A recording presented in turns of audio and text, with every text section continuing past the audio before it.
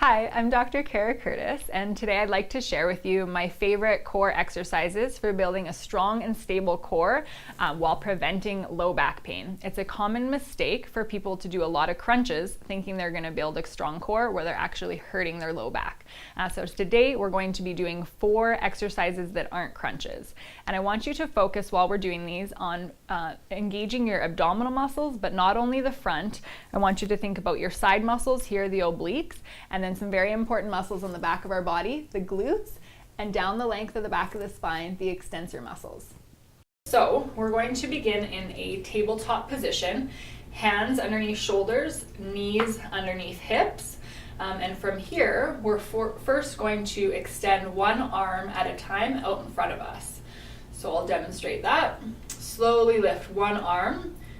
While you're in the tabletop position, and whether you're doing just arm extensions, leg extensions, or alternating arm and leg, I'd like you to do about 10 reps per side.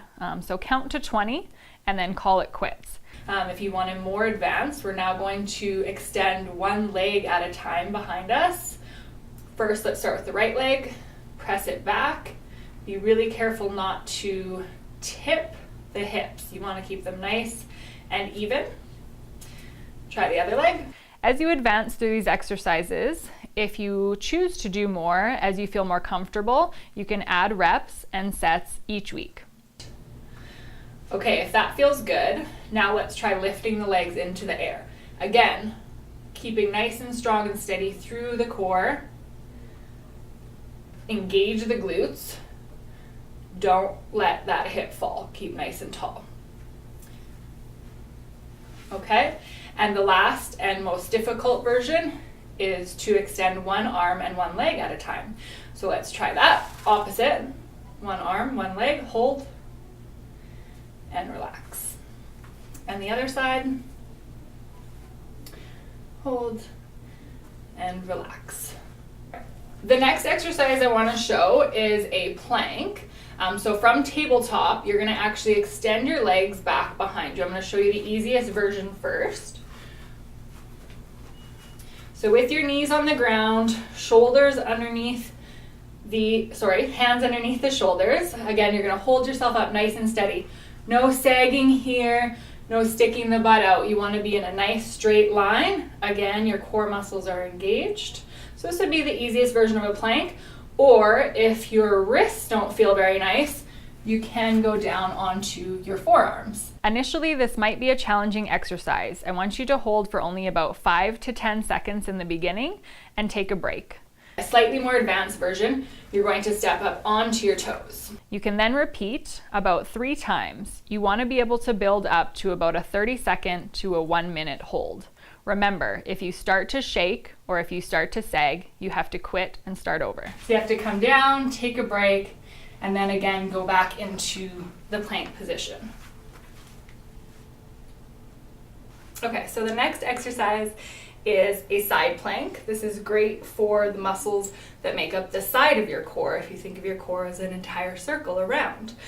So the easiest version would to be to keep your knees together and to be supporting yourself on one forearm. You're going to put your body into a straight line. Hand can go on your hip and just lift up off the floor. You can hold this for a few seconds. I'd like you to do about 10 reps per side, increasing as you feel more comfortable. Just engaging these muscles as you lift off the ground. So a slightly more advanced version would be to extend the top leg, but you can keep that bottom leg down for support. And again, lift. If you feel like your balance is fairly good, you can extend one arm up into the air. Okay. And now for the most advanced version would be both legs straight. Again, you can go on your forearm. I will show it full on your wrist here in a second, but lift, arm up, perfectly straight line, core is engaged. Follow the same rules as a regular plank. 5 to 10 second hold in the beginning, repeat 3 times. Build up to about a 30-second to a 1-minute hold. So you're going to lift up, straight line, and hold. And of course, since this exercise is one-sided, you would then do the opposite side, same thing. So this next exercise is one of my all-time favorites. It's called a glute bridge. You're going to be starting lying flat on your back, and you're going to pull your feet in a little bit closer to your bum, but hip width apart. You can place your hands next to you just on the ground, and what you're going to do is squeeze your tummy in, and then you're going to squeeze your glutes as you lift your hips off the floor. You should get a nice glute squeeze here, and then you'll relax back down and take a little break. For the glute bridges, I'd like you to do about 10 repetitions, up and then down, making sure to squeeze and contract the glutes each time. If you're doing the more advanced version, where you're extending one leg at a time, do 5 on each side. So once you feel comfortable with the most basic version of the glute bridge, you can start to experiment with a slightly more advanced version, being a one-legged glute bridge. So you can either do that here, where you're up in the air and you lift one leg. In order to keep this from falling, you have to keep all of your muscles engaged. Okay, and then foot back down and release. And then again on the other side, squeeze everything, straighten the leg, and back down. So the first low back stretch that I want to show you is called a child's pose. You're going to come down onto your knees. I like a wide-legged child's pose, so just separate the knees slightly, and you're going to walk your hands down to the floor and stretch your arms out, kind of like a cat stretch first thing in the morning. And then you're just going to sink down. You can place your forehead onto the ground. So this is a really nice stretch for all the muscles in the back, as well as in throughout the shoulders. If you'd like to target one side or the other, you can actually just kind of walk your hands over to one side and again sink down into the stretch. All the while, I'm pressing my hips back towards my feet. As you're doing this stretching routine, hold the stretches for a minimum of 15 seconds, up to about 30 seconds. If you feel tighter in some positions or some areas, hold for a little longer until you feel relaxed. This is a great relief posture for low back pain. And you're just going to support yourself on your elbows, and this one is a passive stretch. So you're not going to be squeezing anything. I want you to relax your glutes. If anything, press your toes down into the floor behind you, and you're going to take your hands, kind of grab at the ground and pull your upper body away from your lower body. This is going to decompress the spine right at the base above your tailbone. It feels really nice, and you can just hold this for a few seconds.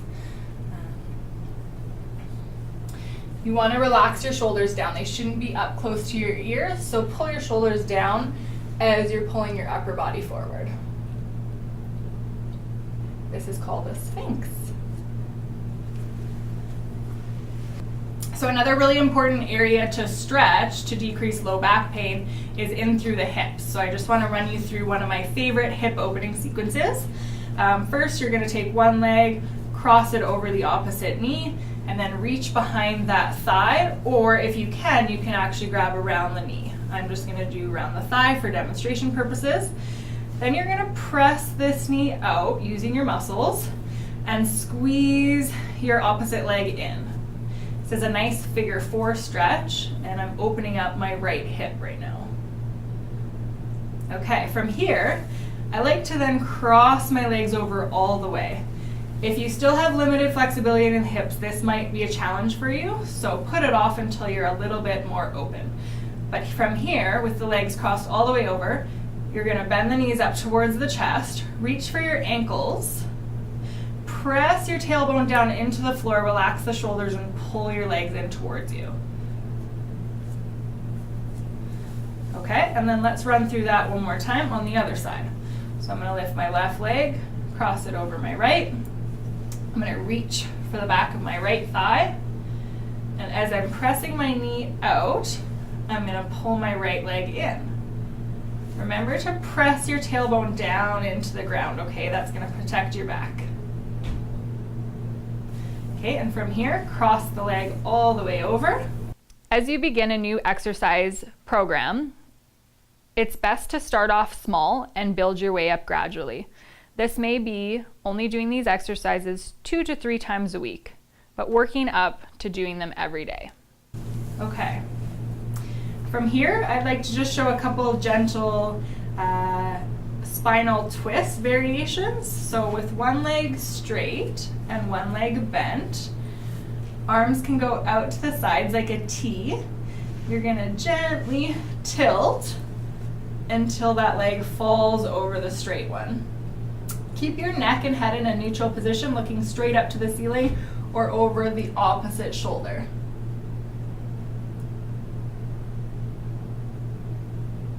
Okay, and then same thing on the other side. So switch your legs, the opposite leg straight and this one bent, and tilt over until you're in a gentle twist, looking straight up at the ceiling or off the opposite shoulder.